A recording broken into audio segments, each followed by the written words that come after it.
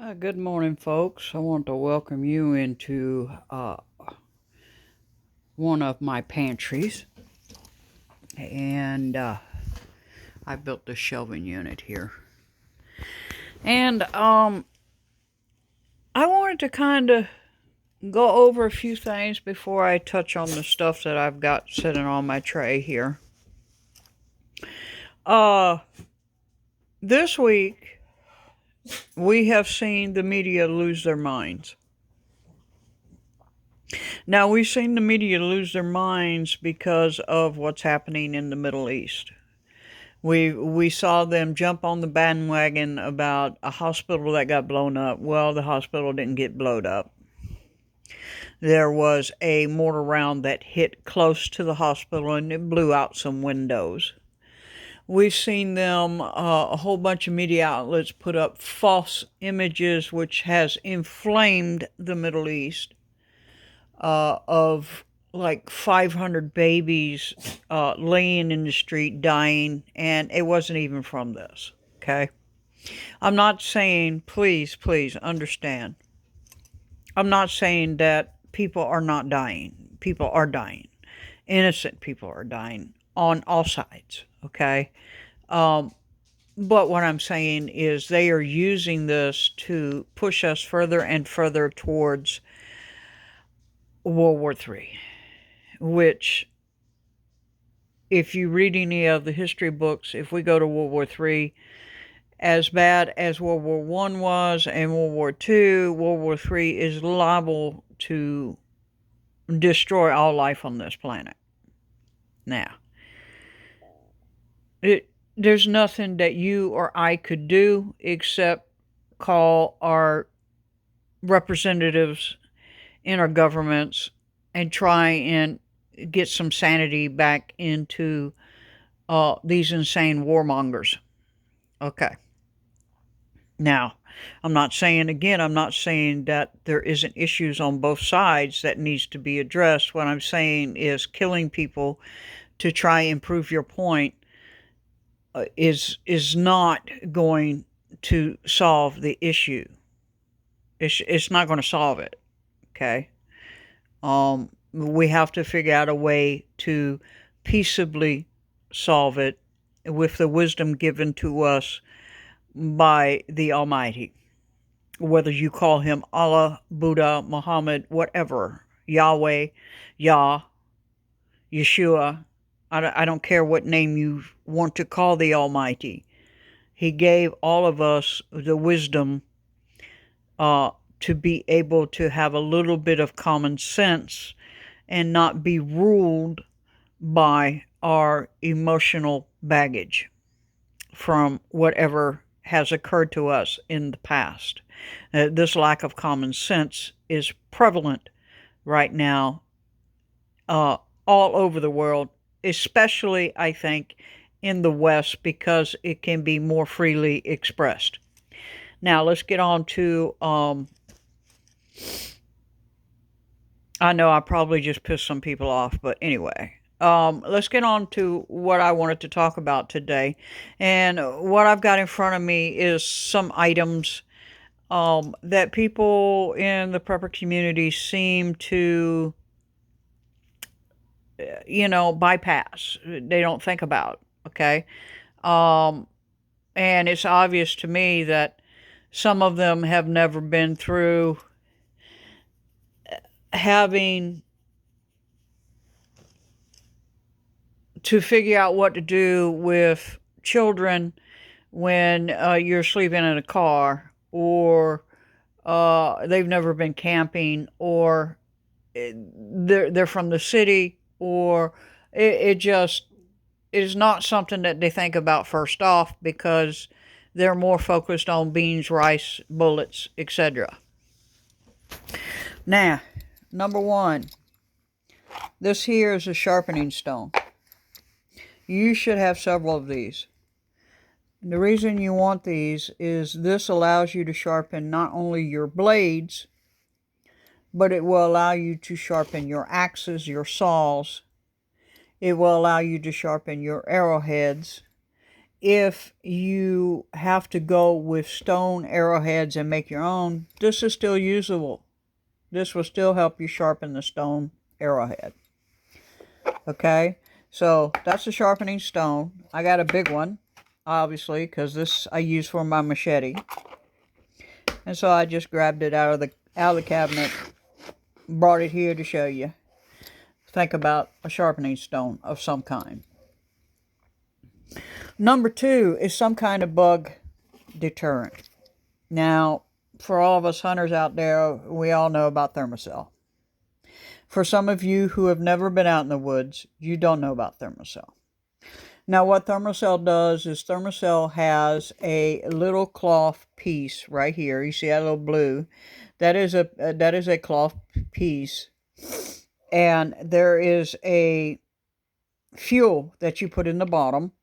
It's just a little canister that you put in the bottom, and it heats up. And when it heats up this little cloth piece, it puts out a scent, and that scent causes mosquitoes and bugs to go away from you. Now, if you get the kind that says no scent, that means that the bugs can sense it, but your prey can't. And so you'll see a lot of hunters having this, carrying this, normally in a case. And I took it out of the case so you can see what I'm talking about. They'll be carrying this or have this hooked either to their web gear or their belt or somewhere on their person. I guarantee you 90% of hunters use this, okay? This is like gold, okay? And it is not cheap. All right. Now, the second way that you can do this is you can have some kind of insect spray. I happen to like this brand, Bullfrog. It's DEET free, and I happen to like that. There are other sprays out there that you could use. Another good deterrent would be something like citronella plants. You can plant that around like your cabin or wherever you're at. You can find wild citronella, crush that, rub it on you, and continue on your way. You can use various muds and dirt. Do the same thing. You can rub it on you and carry on. I happen to like my Thermacell and my sprays. Obviously, if you have to bug out, you have to think, of course, weight. Next thing I want to talk about, specifically those who have children or families. You've been walking all day. You set up your shelter. You go to lay down, and your kids are off the chain because they have nothing to do. They're not tired enough to go to sleep yet, and it might still have light out. So you want something for the children to do. Now, obviously, I went here with stuff that you could do that does not require power. But there are, the little Nintendo Switches. You got the little PlayStation, handheld PlayStation, handheld games. You've got those that you can carry with you as long as you have batteries. Obviously, that's still an item. Drawing, coloring, like I did the top of this. Things of that nature. But I went with something old school here. Puzzles, right? You can do puzzles. You can play simple board games. This here is my chess and backgammon set. Just simple board games. And I think that if you have simple board games like that, even if you're out in the middle of the woods and let's say that you can't take the board games with you, you can make board games. So you can get board games just using small rocks, small shells, flat piece of dirt or ground. You play tic-tac-toe. You can draw a grid line in the ground and play with the rocks and the shells, little sticks. This can be very enjoyable for especially the little ones. Okay, you, I'm thinking here, we're at shift and the world has gone to hell, and you are trying to maintain as much normality as possible with the little ones. And I think a lot of us adults get so caught up in the necessities that we forget that one of the necessities that we need to address is not only beans, bullets, rice, blah, blah, blah, but we also need to address entertainment. And so this is a good way, even for adults, to unwind, and you need to do that. Okay. Now, another thing that you should look at getting is books. Now, this is from Time Life, is Complete Home Repair Manual. And the reason I got it out is because I have a light which has fallen from my ceiling that I've got to fix today. So I got this out so I can read about it because I don't want to electrocute myself, right? Books like this are invaluable. So as you see, I got it for $2. So if you go to a yard sale and you see something like this, like a plumbing book, a home repair book, engine repair book,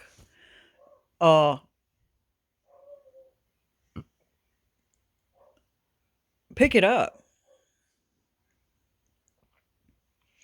Because you might not see it right now that you would need it. When I got this book, I didn't know I was going to need it. I just picked it up. I said, that's a good book to have.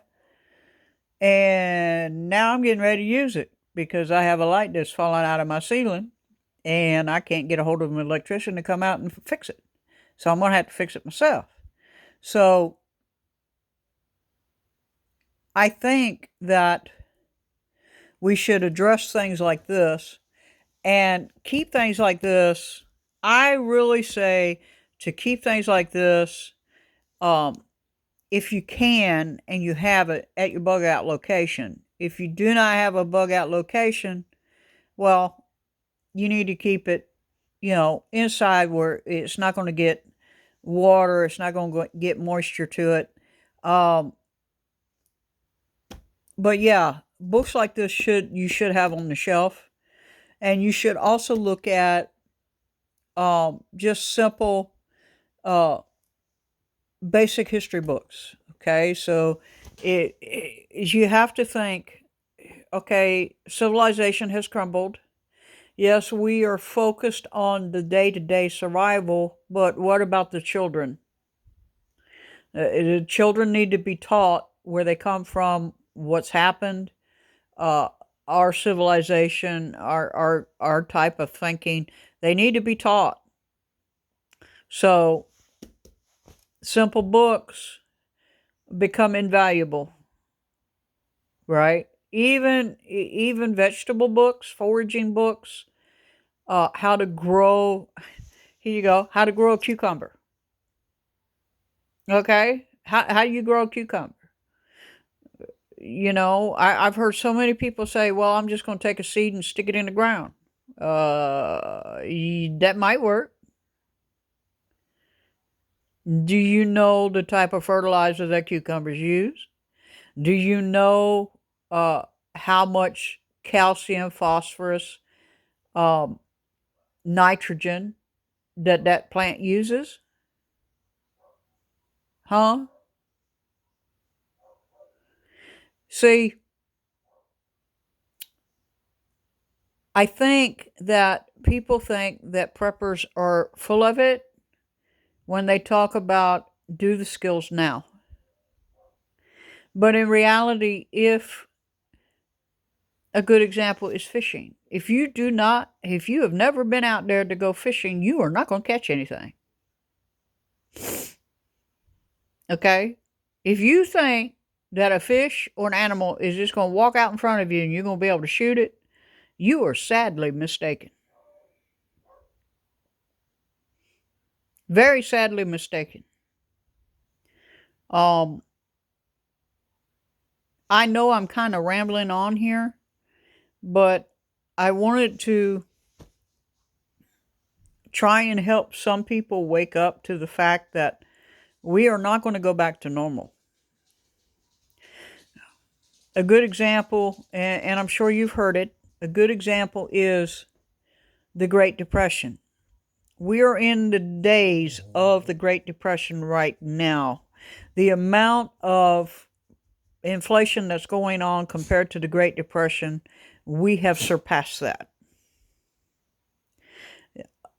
We just haven't seen it because, you know, in comparison, we get paid a lot more than what they were actually paid in the Great Depression if you go with just a monetary to inflation rate.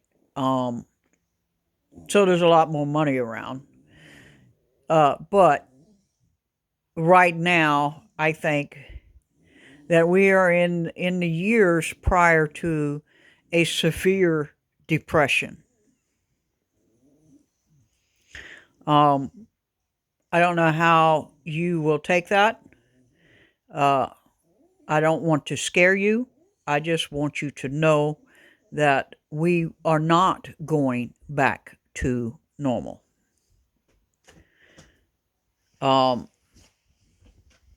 I think that if something isn't done, that we will head back into the times of serf and lord. What I mean by that, and I know this is offensive to some people, is I believe that we are going to head into the time of people who have money and people who are in chains. Yes, I just said it. Because I believe that if we do not put our differences to the side and start using a little bit of wisdom and start holding our governments accountable for the damage they are doing, this is where we are headed. If you read history, this is a cycle. So we are getting ready to go into a Great Depression time, along with the fact that no one cares about their neighbor anymore, and it is going to be very scary times. So you need to focus on trying to keep life as normal as possible, especially for your young ones. And one of the ways to do that, like I said, is with board games, books, puzzles, coloring books, teaching them skills, right? But you need to focus on your family and getting up with people that you can trust. And you need to do that now. I cannot stress this enough. You need to do that now.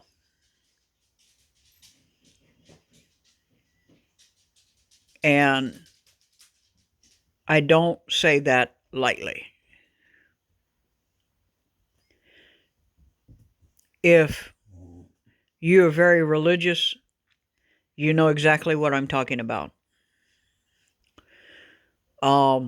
We are moving into a time where human life is worthless. That's how it's going to be looked at. Everything we're seeing is pointing towards that. Um, I personally don't think anybody's worthless. I think everybody has some kind of worth, but that's the time we're moving into. And with that attitude prevailing, especially governments, um, it's unlikely that we will go back to what we would say would be a quote unquote normalcy. So I have rambled on for a little over 20 minutes. I hope you take some of this to heart. I hope that you think about some of these things.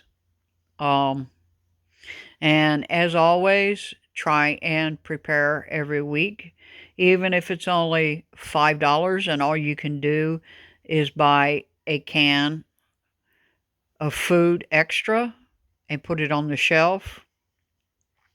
Do that. Try and, if you can, get some junk silver or silver, copper. I'm not going to say gold and platinum because if you're like me, that's out of my range. There's no way I can afford that. But I think that you can afford gold backs, which is like a paper currency of gold, silver, copper. I think you can afford that. Okay. Try and get a side hustle so you can get as debt free as possible. And I'm preaching to the choir there because I understand. I'm so far in debt. I don't know. Some days I don't know how I'm going to keep the lights on. So do what you can do. And with that, I'm going to let y'all go. And we'll talk at you next week. Bicycle.